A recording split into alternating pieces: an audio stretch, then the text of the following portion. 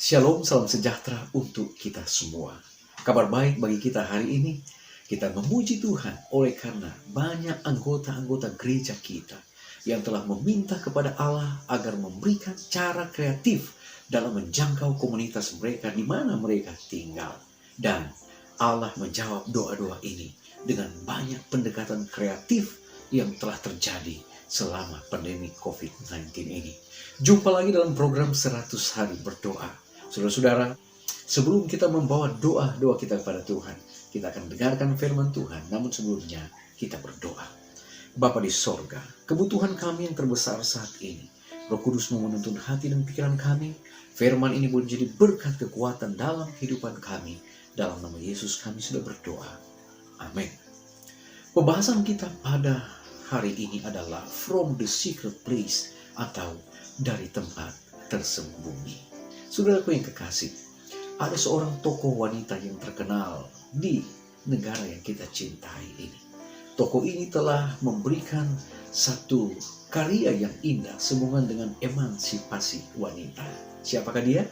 Ya, dia adalah Raden Ajeng Kartini atau Era Kartini. Dia adalah seorang pahlawan nasional yang lahir di Jepara pada tanggal 21 April 1879. Saat dia hidup, saudara, banyak karya-karya yang telah dia buat, termasuk di dalamnya untuk memberikan satu kesetaraan antara wanita dan pria, kesetaraan gender antara pria dan wanita, sehingga dia dikenal sebagai seorang yang memperjuangkan emansipasi wanita.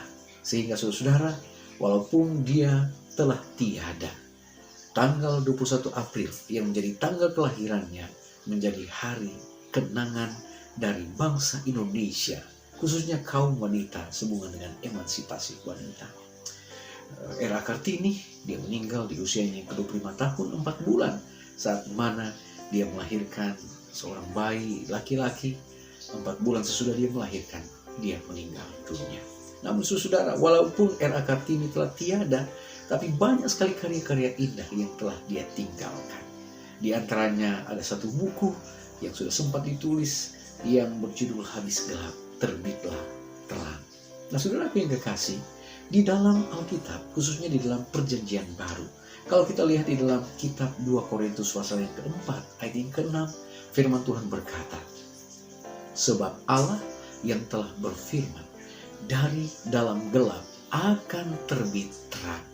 Ia juga yang membuat terangnya bercahaya di dalam hati kita, supaya kita beroleh terang dari pengetahuan tentang kemuliaan Allah yang nampak pada wajah Kristus.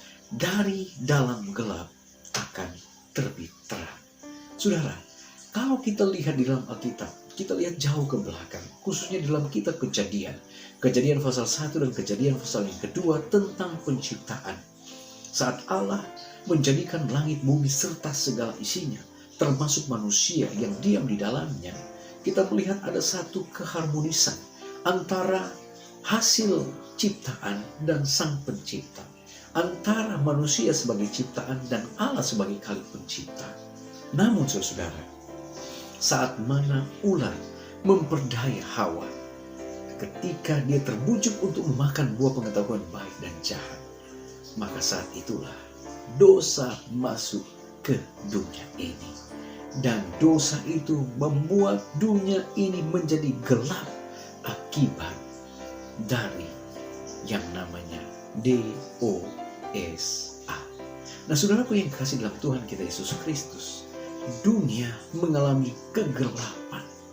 Bukan hanya secara intelektual, tetapi akibat dosa membutakan manusia, sehingga mereka tidak mampu memandang kemuliaan Allah.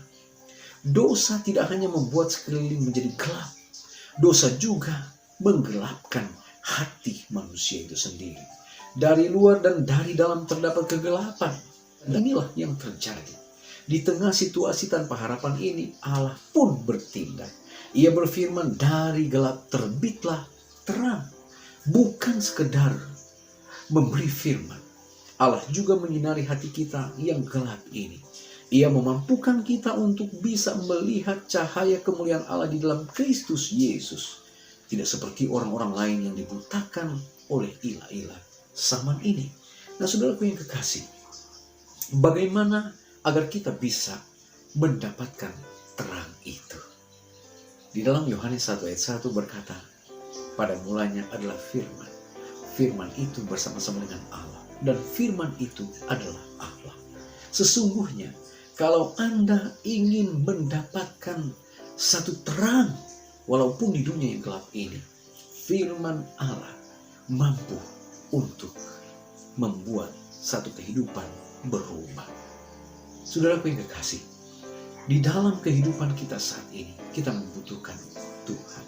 Dan saat mana kita membutuhkan Tuhan, tentunya kita perlu untuk mendalami akan firman-Nya. Oleh karena kegelapan dunia ini yang diakibatkan oleh dosa hanya bisa diterangi oleh kuasa firman Allah. Dosa yang telah merasuk akan umat manusia itu bisa akan terjadi perubahan kalau kita mendalami, belajar, dan selalu menjadikan firman Tuhan sebagai pedoman di dalam kehidupan kita. Saudara yang kekasih, di dalam 2 Korintus 4 ayat 7-10 berkata, tetapi harta ini kami punyai dalam bejana tanah liat, supaya nyata bahwa kekuatan yang melimpah-limpah itu berasal dari Allah, bukan dari diri kami. Sudah sangat jelas, saudara. Kalau kita mengandalkan kekuatan kita dalam konteks kita yang sudah berdosa, maka kita tidak akan sanggup. Sehingga Rasul Paulus berkata, bukan oleh kuat, bukan oleh gagah, tetapi oleh firman Tuhan yang dapat menolong kita untuk bisa keluar dari kegelapan kepada terangnya yang ajaib. Saudaraku yang kekasih, di ayatnya yang ke-8 berkata, dalam segala hal kami ditindas, namun tidak terjepit. Kami habis akal, namun tidak putus asa. Kami dianiaya, namun tidak ditinggalkan sendirian. Kami dihempaskan, namun tidak binasa. Kami senantiasa membawa kematian Yesus dalam tubuh kami, supaya kehidupan Yesus juga menjadi nyata di dalam tubuh kami. Sangat jelas, saudara. Jika kita ingin mendapatkan kemenangan dalam kehidupan, untuk mengalahkan dosa, untuk keluar dari kegelapan kepada terangnya yang ajaib, maka sesungguhnya firman Tuhan adalah jawabannya. Harta yang terpendam ini sanggup untuk mengubahkan hati yang keras menjadi hati yang lembut. Harta terpendam yang menjadi pedoman dalam kehidupan kita sanggup untuk mengubahkan hati dari orang-orang yang hidup di dalam dosa. Nah, saudaraku yang kekasih, kita membutuhkan Tuhan.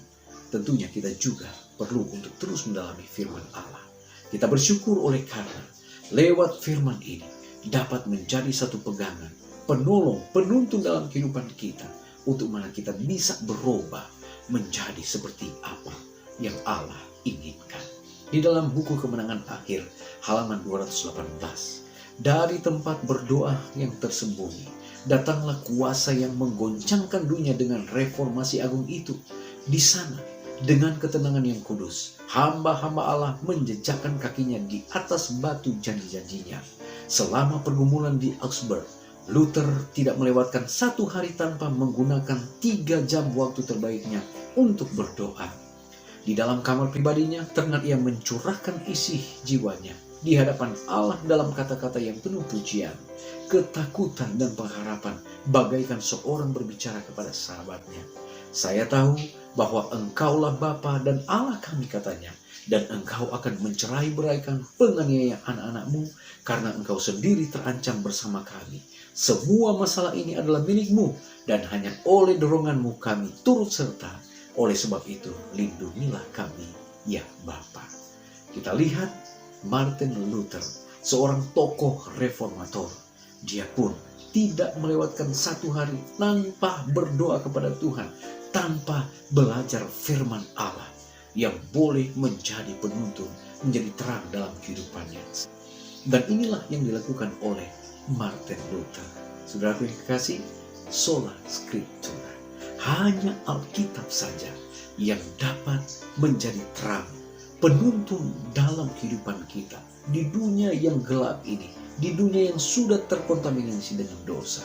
Sehingga saat mana kita belajar firman Tuhan, menjadikan firman Tuhan penuntun dalam kehidupan kita, kita akan mendapatkan jaminan yang Tuhan telah siapkan, yaitu jalan keselamatan untuk tinggal dalam kerajaan sorga selama-lamanya. Tuhan Yesus memberkati kita.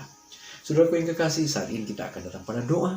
Seperti biasa, ada 4 pokok doa yang kita akan doakan. Yang pertama, kita berdoa bagi orang tua dan anak-anak yang paling rentan untuk terjangkit dengan COVID-19. Yang kedua, kita berdoa bagi anggota gereja yang sedang belajar membangun persahabatan dengan saudara-saudara kita dari Muslim.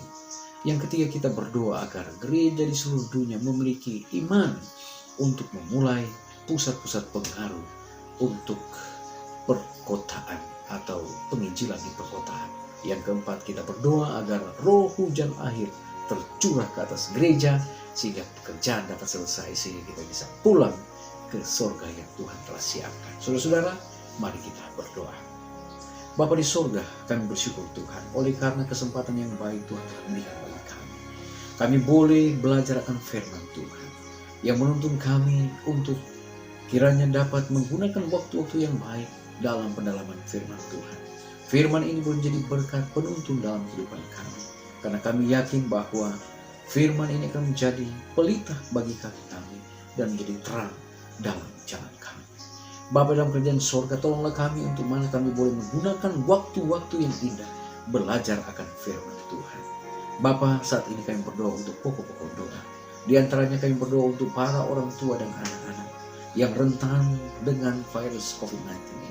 Berkati mereka, luputkan mereka, berikan keselamatan bagi mereka walaupun dalam situasi sulit ini. Kami juga berdoa untuk anggota-anggota gereja yang saat ini sementara mengadakan pendekatan bagi saudara-saudara kami dari Muslim. Tolonglah ya Bapa agar persahabatan boleh terbentuk sehingga apa yang menjadi cita-cita dari umat-umat Tuhan untuk kiranya boleh terlaksana sesuai dengan petunjuk Tuhan. Bapa di sorga, kami berdoa Tuhan agar kiranya umat-umat Tuhan yang tinggal di perkotaan boleh membentuk akan satu persekutuan-persekutuan untuk menjangkau jiwa-jiwa yang berada di kota-kota besar. Dan di dalamnya Tuhan kami terus berdoa kiranya roh hujan akhir segera tercurah. Kami sudah capek di dunia ini ya Bapa. Dan biarlah Tuhan ketika roh hujan akhir dicurahkan, banyak jiwa yang boleh dimenangkan. Dan ketika Yesus datang, kami akan menerima keselamatan yang Tuhan telah siapkan bagi kami. Bapa, biarlah berkat-Mu akan menyertai kehidupan kami. Biarlah Tuhan akan selalu menolong kami, meluputkan kami dari mara bahaya, dan meluputkan kami dari COVID-19. Dan kami juga boleh mendapatkan ketenangan oleh karena Tuhanlah yang menyelamatkan kami. Terpujilah Engkau ya Allah, dengar doa kami. Dalam nama Yesus kami sudah berdoa. Amin. Pertemuan kita saat ini telah selesai. Tuhan berkati kita. Shalom. Sampai jumpa pada besok hari.